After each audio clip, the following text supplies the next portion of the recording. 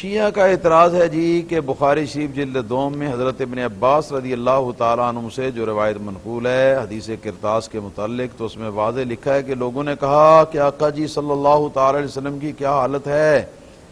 کہ آپ کی زبان سے کچھ بے ربط اور پریشان کلام نکلا ہے، اور اس روایت میں ہے کہ وہ لفظ احجر استفہموہ ہو کا یہ مطلب لیتے ہیں کہ بخار کی حالت میں غلط ملت الفاظ کہنا وغیرہ، تو اس روایت کی وضاحت کی جائے۔ پہلی بات تو یہ کہ کاش کہ عربی کے الفاظ جو ہیں یہ آپ لوگوں کے سامنے ہوتے تو آپ کو پتہ چلتا کہ اصل کیا ہے اور یہ باقی جو کچھ اس کو بنا لیا گیا ہے وہ کیا ہے۔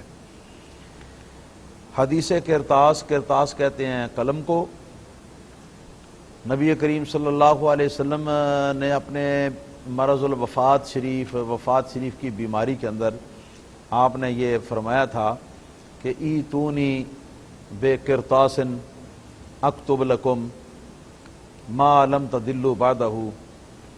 کہ میرے پاس کاغذ لے کے آؤ تاکہ میں تم کو کچھ لکھوا دوں کہ جس سے تمہیں فائدہ حاصل ہو اور بعد میں بھٹکنے نہ پاؤ۔ یہ چونکہ نبی کریم صلی اللہ علیہ وسلم کی زبان مبارک سے کرتاس کا لفظ آیا ہے یہاں پر، تو یہ کرتاس کا لفظ جو ہے اس لفظ کی وجہ سے اس حدیث کو حدیث کرتاس کہا جاتا ہے۔ اچھا، پورا واقعہ میں پہلے بھی بیان کر چکا ہوں، اب نہ جانے کس وجہ سے پھر دوبارہ یہی مسئلہ پوچھ لیا گیا ہے۔ اس کا پورا واقعہ جو ہے وہ اس طرح ہے کہ نبی کریم صلی اللہ علیہ وسلم کا وقت جو تھا وہ قریبی تھا وفات کے، تو ایسی حالت میں گھر کے اندر اہل بیت بھی موجود تھے اور کچھ صحابہ کرام بھی موجود تھے، تو ایسی حالت میں نبی کریم صلی اللہ علیہ وسلم نے یہ الفاظ مبارک ارشاد فرمائے میرے پاس کاغذ لاؤ تاکہ میں کچھ لکھوا دوں۔ حضرت سیدنا عمر فاروق اعظم رضی اللہ تعالی عنہ نے آپ نے جواب کے اندر یہ سن کر تو یہ کہا کہ حسبنا کتاب اللہ، ہمارے لیے اللہ تعالیٰ کی کتاب کافی ہے، جو کچھ اس میں بتا دیا گیا ہے، اور اللہ تعالیٰ کی شریعت ہمارے لیے کافی ہے۔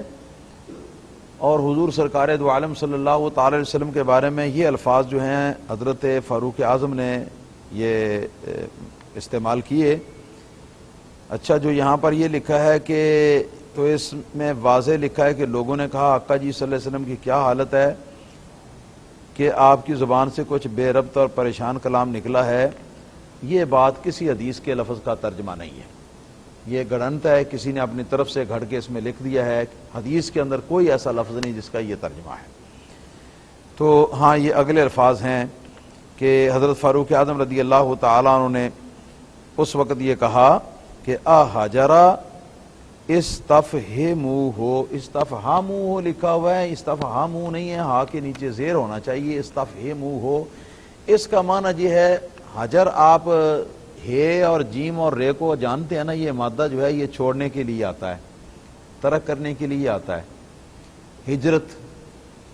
اسی میں سے ہے، ہجر اور وصال، ہاں جی، ملاقات اور یعنی جدائی کے لیے یہ ہجر کا لفظ جو ہے یہ آتا ہے، اس میں سے احجرا کا لفظ جو ہے یہ آیا ہے، احجرا۔ تو یہ حجرا کا لفظ جو ہے عربی زبان کے اندر دو معنوں کے لیے استعمال ہوتا ہے۔ اس کا ایک معنی ہوتا ہے زبان سے کچھ بغیر قصد یا ارادے کے کوئی بات نکالنا، قصد ارادہ دماغ کا کنٹرول نہیں اور زبان سے کوئی بات جو ہے وہ آدمی کہہ رہا ہے، اس کو بھی حجر کہتے ہیں عربی زبان میں۔ لیکن اس کا جو حقیقی معنی ہے عربی زبان کے اندر وہ ہے ترک کرنا یا چھوڑنا، جدا ہونا۔ تو یہاں احجرا کا جو لفظ ہے اس کے اندر ان دونوں معنوں کا احتمال ہو سکتا ہے، مگر ہم صحابی رسول، عظیم صحابی رسول سیدنا فاروق اعظم رضی اللہ تعالیٰ عنہ کے بارے میں یہ تصور نہیں کر سکتے کہ حقیقی معنی کو چھوڑ کر تو دوسرے معنی کے اندر اس لفظ کو انہوں نے سمجھا ہو۔ یہ صرف ان یہ خراب عقیدے والوں اور بد مذہب لوگوں کی یہ سوچ ہے اور ان کا خیال ہے، انہوں نے اس میں سے وہ معنی نکال لیا ہے، مگر قطعاً صحابہ کرام کی یہ مجال نہیں تھی۔ حضرت فاروق اعظم نے کہا احجرا کا معنی ہے کہ کیا حضور ہمیں چھوڑ کے جا رہے ہیں، یہ معنی ہے اس کا۔ کیا حضور نے ہمیں چھوڑ دیا، اب جا رہے ہیں، یعنی جدائی کا وقت آ گیا، علیحدگی کا وقت آ گیا، واپسی کا وقت آ گیا، یہ اس کا معنی ہے۔ آگے جو اگلا فقرہ ہے نا، اگلا لفظ ہے، وہ اس لفظ کے حقیقی معنی کو متعین کر دیتا ہے۔ وہ کیا ہے؟ استفہموا ہو، استفہموا ہو، یہ صیغہ امر کا ہے، مصدر اس کا استفہام ہے، باب استفعال کا مصدر فہم میں سے۔ استفہام کا معنی ہوتا ہے کہ کوئی بات سمجھنے کے لیے پوچھنا، یہ استفہام کا معنی ہوتا ہے۔ استفہموا صیغہ امر ہے، ہو ضمیر آگے نبی کریم صلی اللہ علیہ وسلم کی طرف لوٹتی ہے، تو فاروق اعظم یہ کہہ رہے ہیں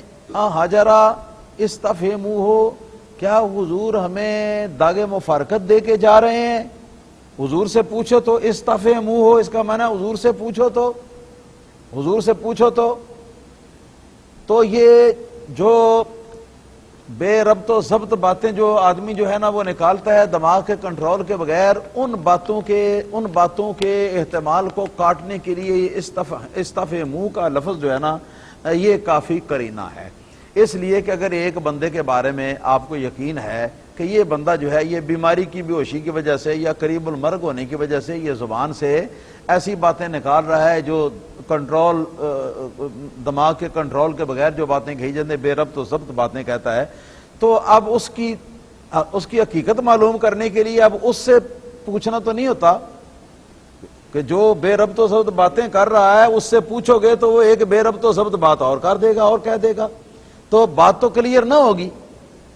تو یہ استفہموا ہو کا لفظ جو ہے یہ بتاتا ہے کہ نبی کریم صلی اللہ علیہ وسلم کو با ہوش و حواس وہ سمجھتے تھے، اور یہ سمجھتے تھے جو کچھ سرکار فرما رہے ہیں وہ سرکار دو عالم صلی اللہ علیہ وسلم پوری سمجھداری کے ساتھ اور اپنے دماغ کے کنٹرول کے ساتھ فرما رہے ہیں، اسی لیے تو فرما رہے ہیں استفہموا، حضور سے پوچھو،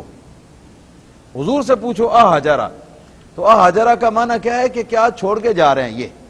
اور اگر خلط ملط کلام کرنے کی بات ہے تو پھر جو خلط ملط کلام کر رہا ہو اس سے تو نہیں پوچھا جاتا، پھر وہ تو حاضرین سے پوچھا جاتا ہے، جو سمجھدار سیانے لوگ وہاں بیٹھے ہوئے ہیں ان سے پوچھا جاتا ہے کہ یہ آدمی جو ہے وہ خلط ملط باتیں کر رہا ہے، لا یعنی باتیں کر رہا ہے، یا یہ اس کی عقل صحیح ہے، اس وقت اس کا دماغ صحیح ہے، تو اس سے تو نہیں پوچھا جاتا کہ جس کا یہ معاملہ ہو۔ تو استفہموا کا لفظ جو ہے یہ قرینہ ہے کہ یہاں حجرا کا حقیقی معنی جو ہے وہ مراد ہے، اور وہ کیا ہے کہ فاروق اعظم رضی اللہ تعالیٰ عنہ اب پریشانی کی راہ سے یہ کہہ رہے ہیں کہ حضور ایسی بات کہہ رہے ہیں کہ اسے سمجھ میں آتا ہے کہ اب حضور ہمیں چھوڑ کے جا رہے ہیں، بس اتنی ساری بات ہے اور کچھ بھی نہیں۔